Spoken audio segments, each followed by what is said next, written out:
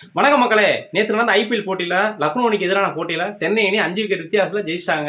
இது சென்னை அணிக்கு 2வது வெற்றி தான். நீங்க கேட்கலாம், என்ன பெரிய விளையாண்டு தள்ளிட்டாங்க, 2 வெற்றி பெற்றிருக்காங்க, இதை போய் பெருசா பேசணுமா அப்படின்னு நீங்க பேசலாம். நான் வந்து வெற்றியா பேசலைங்க, இது ஒரு தன்னம்பிக்கையா தான் பேசுறேன். ஒரு அணி முடிஞ்சு போச்சு, ஒரு அணி இல்லவே இல்லை அப்படின்ற ஒரு சூழல்ல மீண்டும் அதே உத்வேகத்தோட ஒரு கூட்டு முயற்சியில ஒரு அணி ஜெயிக்கின்றது மிகப்பெரிய விஷயங்க.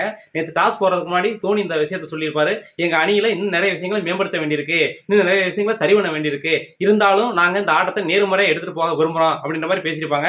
முதல்ல விளையாண்ட லக்னோ அணி வந்து 166 ரன் அடிக்குது, சென்னை அணிக்கு 167 ரன் டார்கெட் கொடுக்குது. 167 ரன் அடிச்சா வெற்றி அப்படிங்கிற மாதிரி செகண்ட் பேட்டிங் சென்னை பிடிக்கிறாங்க.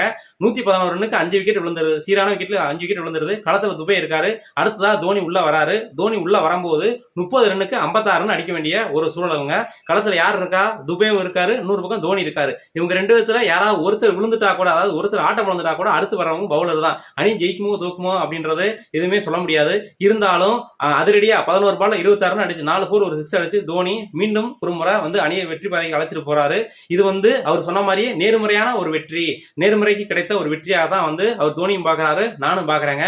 200 பேரை அவுட் ஆக்கிய அந்த ஐபிஎல் வரலாற்றுல 200 பேரை அவுட் ஆக்கிய முதல் வீரர், 17 முறை ஆட்டநாயகன் விருது வாங்கிய, ஐபிஎல் வரலாற்றில் 17 முறை ஆட்டநாயகன் விருது வாங்கிய முதல் வீரர். இப்படின்னு இந்த 43 வயசுலயும் அவருடைய ரெக்கார்டு வந்து கண்டினியூஸா பயணிச்சுட்டே போதுங்க.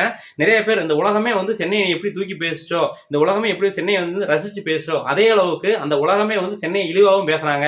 டெஸ்ட் கிரிக்கெட் மாதிரி விளையாடுறாங்க. 43 வயசுலயும் தோனி அணிக்கு தேவைதானா, அவர் ஏன் என்ன விளையாண்டுட்டு இருக்காரு, ரிட்டையர்டு போக வேண்டியதானா அப்படிலாம் பேசிட்டு இருப்பாங்க. ருத்ராஜ் கைக்வாட் சென்னை அணி கேப்டனா இருக்காரு. திடீர்னு ஒரு சூழல்ல அவருக்கு காயம் ஏற்படுது. கேப்டனா இருந்து அவர் விளையாடுறாரு. கேப்டனா இருந்த டோட்டல் அந்த ஐபிஎல்ல இருந்து இந்த சீசன்ல இருந்தே அவர் விளையாடுறாரு. அப்ப சென்னை அணி வந்து தத்தளிச்சிட்டு இருக்கு, இக்கட்டான சூழல்ல இருக்கு. அப்ப யாரை கேப்டனா போடலாம் அப்படிலாம் பேசிட்டு இருக்காங்க. நான் வர்றேன், நான் வந்து அணியை பாதுகாக்கிறேன், நான் அணி வந்து நான் வந்து பயணிச்சுட்டு போறேன், நல்ல விதமா பயணிச்சுட்டு போறேன் அப்படின்னு அணிக்கு வந்து தோனி வந்து கேப்டன் ஆகிறாரு. 43 வயசுல கேப்டன் ஆகிறாருங்க. இந்த வயசு நீங்க நோட் பண்ணிக்கலாம். எத்தனையோ பேர் இருக்காங்க, இருந்தாலும் நான் வர்றேன் அப்படின்னு முன்னாடி வரேன்னு அவர் பேசுறாரு பாருங்க. அவருக்கு முழங்கால் வலி, ஓட முடியாது, அதிகமா ஓட முடியாது, முன்னாடி வந்து களை இறங்க முடியாது அப்படின்னு நிறைய, அவரே ஒரு பிட்டா இல்லையா அப்படின்னு அவருக்கு தெரியாது. இருந்தாலும் நான் கேப்டனா வர்றேன், அணிக்கு கேப்டனா வர்றேன் அப்படின்னு வராருங்க. அந்த தன் நம்பிக்கை, அந்த விடா முயற்சி தாங்க தோனிட்டு எனக்கு ரொம்பவே பிடிச்சமான விஷயம். இது நேத்து இன்னைக்கு இல்ல, எப்பவுமே ஐபிஎல் ஆரம்பிச்ச காலத்துல இருந்து தோனி இதை தான் செஞ்சுட்டு வராரு.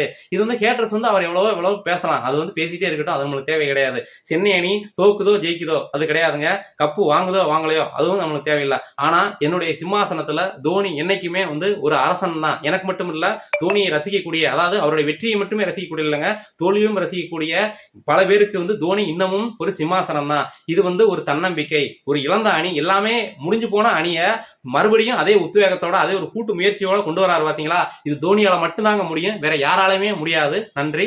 வீடியோ பிடிச்சிருந்தா லைக் பண்ணுங்க, ஷேர் பண்ணுங்க, இந்த சேனலை சப்ஸ்கிரைப் பண்ணுங்க. நன்றி.